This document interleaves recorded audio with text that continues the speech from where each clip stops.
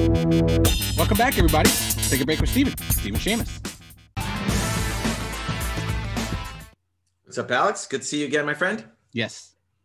What's that thing on your chest? What logo is that on your chest? WFMU. It's a radio station out of New Jersey. It's freeform. So it's like... Is it free? It's free. I think it was a free sweatshirt. Oh, it was. Yes, definitely was a free sweatshirt. That's great. Yeah, there's no commercials. By the way, it looks like it. It looks like it. That's beautiful. It looks beautiful on me. Everything does. So I'm clothing shaming. Obviously, yes. I like the new look. Yeah. You know, are people still gonna mistake you for Justin Turner or no? Not with this beard. No. They can see my face. I don't know, Alex.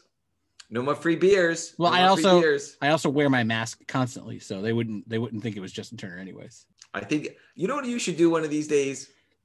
Go to Dodger Stadium and just try to walk in. See if anybody stops you. Put on a Dodgers hat and like a big coat, just kind of walk in. I'm also 5'7". I think Justin Turner's much taller. All right. But you never know. All right, too bad. Bad idea. All right, what are we talking about today, Alex?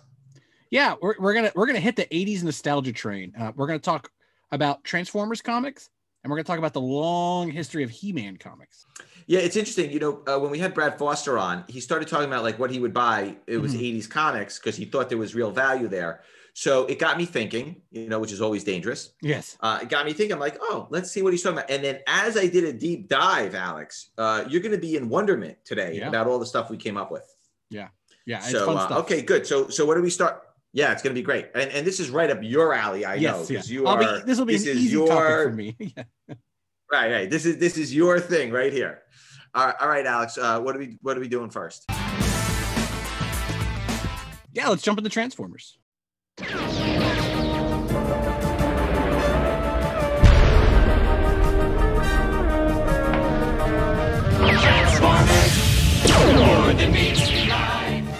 So, Alex, this property came out in the 80s, Boys Toys. It has endured, which is very, very rare. It's endured for 30 plus years. Yeah. You were obviously a fan of it when you were a kid. I was a fan. I used to love the fact that you could take a hospital, an ambulance, and turn it into a robot. I mean, that was the coolest thing I'd ever seen when I was a kid. I've never seen anything like that. How has it endured for so long? What is it about this property that's made it endure? Yeah, I mean, we could talk about boys' toys versus girls' toys, and it's not really. I mean, boys like girls' toys, girls like boy toys. I mean, I had She-Ra toys. I mean, that's not a thing. But when you're thinking of like the top selling toys for boys, it's cars like Hot Wheels, Matchbox, dump trucks, and action figures. And Transformers, both those things. They are cars and they're action figures. And to have a truck turn into an action figure and back to a truck, you can play with them in so many different ways. Plus, when you're watching a cartoon, and you know the cartoon series was definitely an ad for the toys. That was the only thing they were made for. They were made to sell toys, and the cartoon and the toys look exactly alike. I mean, it's phenomenal. Did you destroy yours also? No, I took them out of the box, but I have all of my Transformers. Yes, I might be missing guns. Some guns here and there, but I think I destroyed mine. I destroyed mine. Okay. All right. So let's go back to 1984. Mm-hmm. Wow. 37 years ago already. My goodness. September of 1984, Transformers #1 came out. In 9.8, it's about a $1,500 book. The newsstands are selling for $2,000, Alex. There are actually 471 blue label 9.8s. There are 56 gold label 9.8s.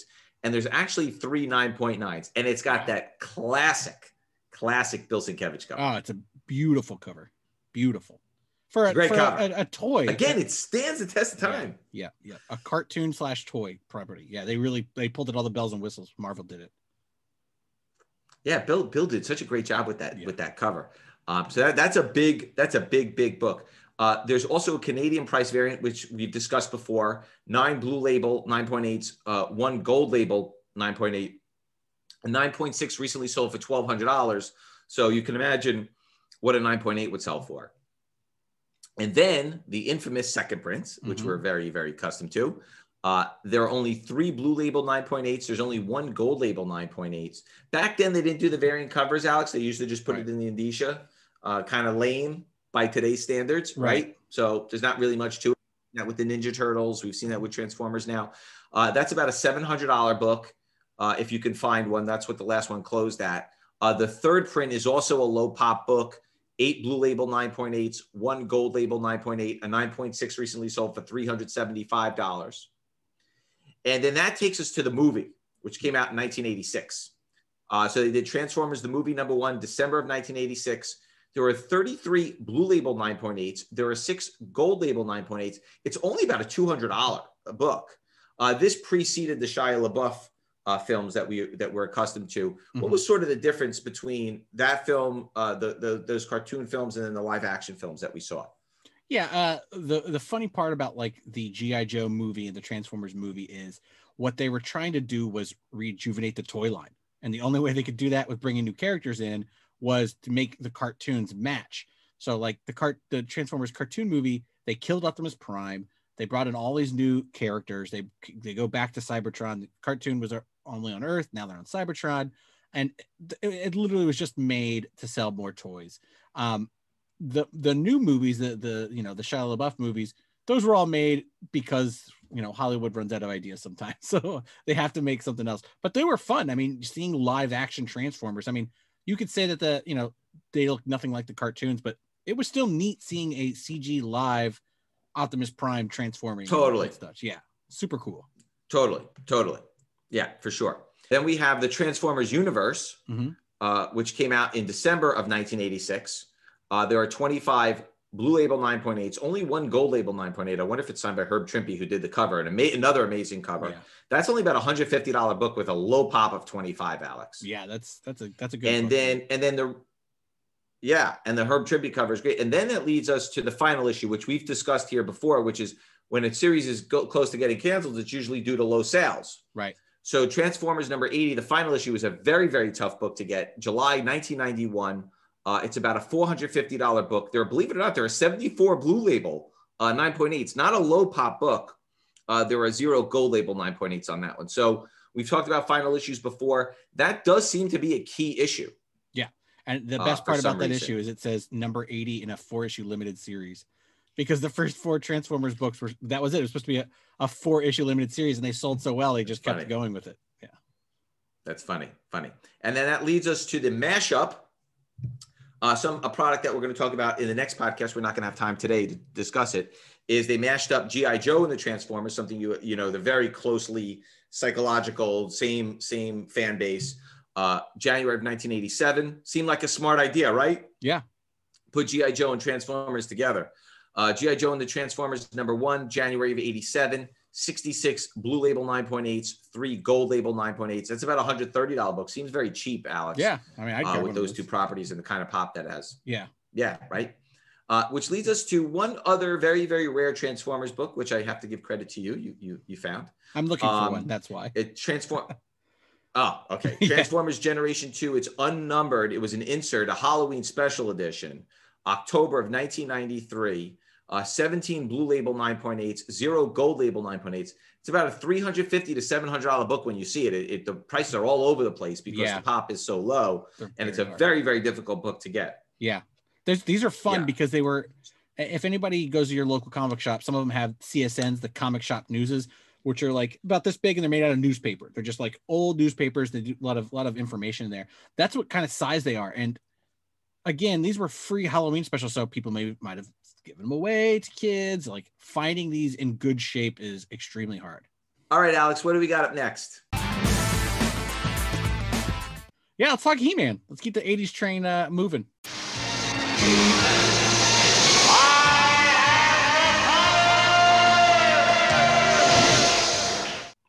Yeah.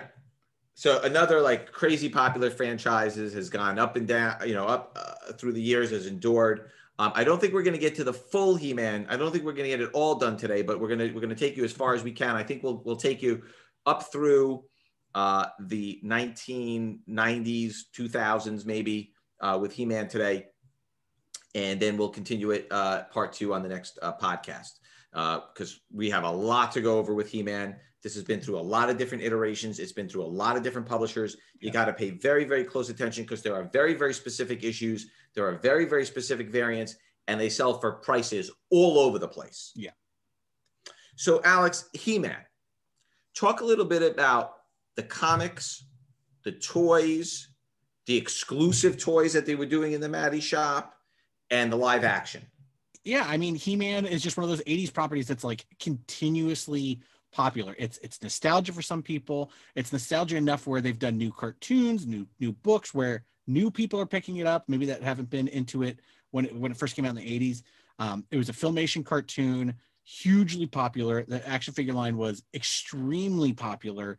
The big muscle guys. This is something that, again, to this day, He-Man and the Masters of the Universe are still popular property. Yeah, and talk a little bit about like when Matty Collector and they do these exclusive toys, they still sell out like instantly. Yeah. So Hasbro and Matty Collector and Mattel, they were doing these. It was mostly Mattel. They were doing these exclusives where you could only get them on their website, action figures, and they were reprinting every single action figure that came out in the 80s, a new version of it, and they're still highly sought after. Yeah, it's crazy. Like you would go on, like people would be like, "Oh, it sold out in 30 seconds." I'm like, It's crazy. Yeah. I think we did an exclusive one back at the old company back in the day. I think we did a mail away back in the day. I can't remember. I'll have to look it up. Okay. So interestingly enough, and we're going to take you through a cycle where it's like, it was this publisher, then it was that publisher, then it was this publisher. Yeah. We'll talk a little bit about that as we go along. You got to pay very close attention here on the He-Man stuff because it's really, it takes sort of this long and winding road to get to where we are today. So the first appearance was July of 1982. First appearance of He-Man and Skeletor was in DC Comics Presents number 47. So no doubt that was not it was not Superman. It wasn't Batman, although Superman was on the cover. It was a Ross Andrew cover with Superman. It was actually pretty cool. It's an $1,800+ book, Alex. Yeah. There are 242 Blue Label 9.8s. There are 3 Gold Label 9.8s. There's actually one 9.9. I suspect it probably sold well because Superman was on the cover. Yeah. But $1,800 doesn't sound that crazy by today's standards for a first appearance of He-Man and Skeletor. Yeah. Yeah. I mean, this is a book, and that cover is classic. It's Superman and He-Man coming at each other. It's like perfect introduction for these characters in any kind of comic book form. Yeah, 100%. So then that leads us later into 1982 when Masters of the Universe gets their own series for the first time. It's again published by DC Comics, December of 1982, 321 Blue Label 9.8s, 9 Gold Label 9.8s, and 1 9.9. Again, it was a popular title even back then to have that kind of quantity, Alex, right? It's about a $260 book.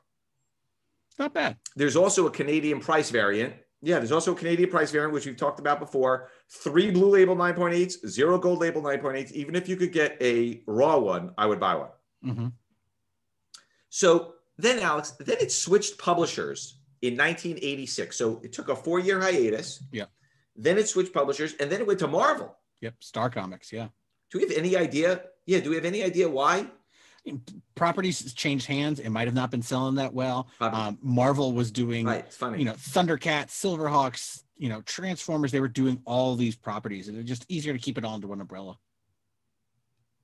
Got it. So, Master of the Universe #1, May of 1986. Again, 328 Blue Label 9.8s, 13 Gold Label 9.8s, $275. Yeah. And again, there's a Canadian price variant with only 9 Blue Label 9.8s, 0 Gold Label 9.8s, a 9.4 recently sold for $200. So they're very, very hard to find, even if you can get a raw copy. That seems like a good buy. 1986 Masters of the Universe #1 Canadian price variant. Yeah. Like totally. I think in raw, you should try to find one of those. Definitely. Alex, go move to Canada, man. I'm saying. If they would allow us in there, I don't think we're allowed to go there right now. That's true. You're not allowed right now. Yeah. Okay. Then in November of 1987, you had the Masters of the Universe, the motion picture, very similar to Transformers, the movie. Yeah. There are 14 Blue Label 9.8s, 4 Gold Label 9.8s, and that's $250.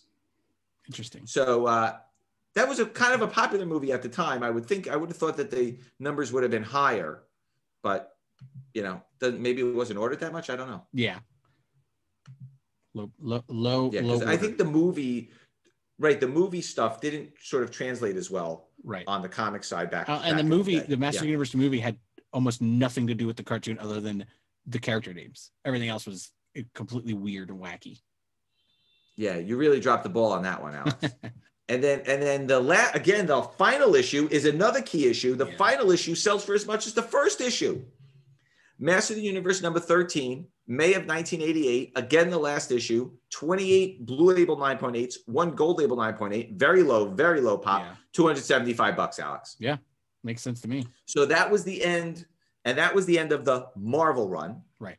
So before we go to the Image MV Creations run, it's time for Alex's pick of the week. What do you got for us, Alex?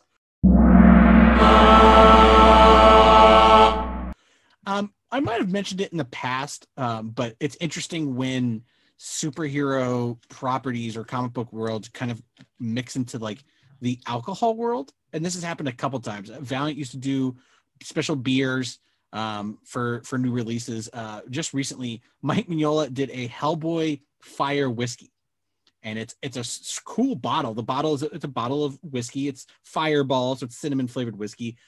The whiskey inside's red, and there's a nice Hellboy cover on the front. I mean, obviously, I'm putting a picture up right here, but it's just interesting when something like that comes together, you know. And as a collectible, 18 and older. That's it. That's right. But like as a collectible, you know, those Hellboy whiskeys aren't necessarily going to be available at every liquor store, and there's not going to be a million of them. It was a small batch type thing with a small independent whiskey maker. I'm sure in Portland where he lives, and you know, they were all over the place, but you can't find those on the East Coast. Like you can't just walk in your liquor store. So I don't know how those are going to end up later in life as a collectible. I assume a Hellboy collector would want one, maybe an empty bottle or even just a steel seal. Oh, for sure. But you know, that's something that happens a lot. You know, we'll see. I mean, I have a bottle because that's actually a pretty cool one. Yeah, that's a cool one. Oh, good. All right, cool. All right, so now we're going to move along to the Image MV Creations Masters of the Universe. Mm-hmm. And that now starts in 2002. So again, there was a big gap between the 1988 Marvel Comics where you said that the sales probably declined. Yeah. And now we get to 2002. This is where it gets very, very complicated. And so in November of 2002, Master of the Universe #1 came out from Image MV Creations. So cover A, very easily enough, is Emiliano Santalucia. Mm-hmm. There are 31 Blue Label 9.8s. There is 1 Gold Label 9.8. That's about a $90 book. Then the cover B is J. Scott Campbell. Mm-hmm. Again, there are 33 Blue Label 9.8s. There are 4 Gold Label 9.8s. That one's double the price at $175. Obviously, it's J. Scott Campbell. Yeah. Then there's the Earl Norham Gold Foil Edition, cover C. So they did different covers for all the variants. They didn't just change it each time. There are 103 Blue Label 9.8s. There are 6 Gold Label 9.8s. There are actually 799s and 110. That is a $175 book, same as the J. Scott Campbell, even though there are 3 times as many of them out there. So the distribution on them as variants was a little tighter. Yeah. Then Graham Crackers did an exclusive cover. Yeah, they love this. They sell for about, the last one sold for $225 in 9.8, but the pop is very low. There are 5 Blue Label 9.8s. There's 1 Gold Label 9.8. They only printed 3,500 of them. They got a little certificate, limited edition out of 3,500. Those sell for about $30 raw. Yeah. So I think it's worth a shot to try to get a 9.8 because a lot of times, again, we've talked about the retail exclusives. They put them right in the bag, right in the backboard. Yep. And Graham Crackers is known as a comic book like collecting place, so they know how to take care of books. Right. They would be like Midtown where they get the boxes in and immediately screen them and put them away. Yeah, absolutely. Then there's the Graham Crackers Gold Foil Edition, only $1,500 made, only 1,500 made. That's about a $40 raw book, only 4 Blue Label 9.8s, 0 Gold Label 9.8s. So you're only going to be able to find it raw. That seems like a good buy at $40 because it seems like if you can hit a 9.8, you could probably charge 500 plus on it. Yeah, those are tough to come by. And then the last one, which is the most rare, which is the hardest one to find, which has a very, very cool Skeletor cover, is the second print. They actually put a new cover, Skeletor, on the second print. Impossible to find. $125 raw, Alex. 3 blue label 9.8s, 0 gold label 9.8s. Woo. Crazy. I know. I remember when those came out. So the retailers ordered high on them, high on those first prints. So again, this is one of those times where they probably still had a bunch of first prints sitting on the shelf, so they're not going to order the seconds. Absolutely. So I think what we're going to do is I think we're going to finish up with volume 2 today, and we're going to pick up with volume 3 next week. Volume 2, Image Creations, came out in 2003. So what was interesting, Alex, is they went from volume 2 to volume 3, volume 1 to volume 2. And volume 1 ended with issue at the end of 2002. And then they immediately pick up volume 2 right in 2003. So they didn't really leave a gap of time. They didn't try to continue. What I mean is they didn't try to continue the story. They relaunched. They just started over. Yeah, they relaunched it as soon as the first story was over. As soon as the first story was over, and they did the same thing again with volume 3. But we'll get to that in a minute. So we'll get to that next time. So Master of the Universe, volume 2, number 1. Again, Emiliano Santalucia, cover A. Came out in March of 2003. Very low pop. You're right. Maybe the sales did trail off, which is why they started again. New number 1. 18 blue label 9.8s. Yeah, 18 blue label 9.8s, 0 gold label 9.8s. Wow. $100 book. Here's the book that I think is really the bargain of it all. Master of the Universe, Volume 2, Drew Struzan, variant cover B, 25 blue label 9.8s, 6 gold label 9.8s. That's about $100 book. That seems awfully cheap. For those who don't know, Drew Struzan is a very, very famous 80s posters artist. Yeah. If you see of Star Wars, a movie Indiana poster Jones that's painted, yes, it's Drew Struzan. Yes. So that seems awfully, awfully low. My favorite Drew Struzan poster is The Goonies. The movie poster for The Goonies. It's just with the hanging off the cliff. There's something about the perspective and the hanging off of the cliff that just kind of sticks in your brain, you know? Mine's Muppet Movie. Right? I love the Muppet Movie. Yeah, that was a great. I had the Muppet. I actually had the Muppet Movie when hanging in my my room when I was a kid. Yeah, that's the one I had. I love that Muppet Movie. That was a great movie. Okay, so that to me seems like a bargain. The Drew Struzan cover. Yeah. Okay, then you had again Graham Crackers did another edition. There's no pop at all. 2,500 made. Try to find it raw. Good luck. Very, very hard to find. So I'd look for the Graham Cracker regular edition, 2,500. Graham Cracker Gold Edition, 1,500. Again, can't find it. No pop. Jeez. And we're going to close out today with the Emiliano Santalucia Holofoil Edition, 14 blue label 9.8s, 2 gold label 9.8s, and 1 9.9. That's about a $225 book, Alex. Wow. So Master of the Universe really was on a journey, and we're going to continue that journey the next time. It seems like there's a lot of good bargains in there. Yeah. For those who are fans. And I think Brad was onto something. You know, we see the nostalgia with the sports cards. Yeah. We've seen it with vintage comic books. We've seen it with the comic books that are on TV and film. This could be sort of that next thing to pop. Definitely. As we've seen. Yeah, I agree. 100%. All right. Great. Alex, that does it for today. It was great seeing you again. We will see everybody. If you have any comments, if you think we missed anything, we will see you next week. Same bat time. Same bat channel. Bye, guys.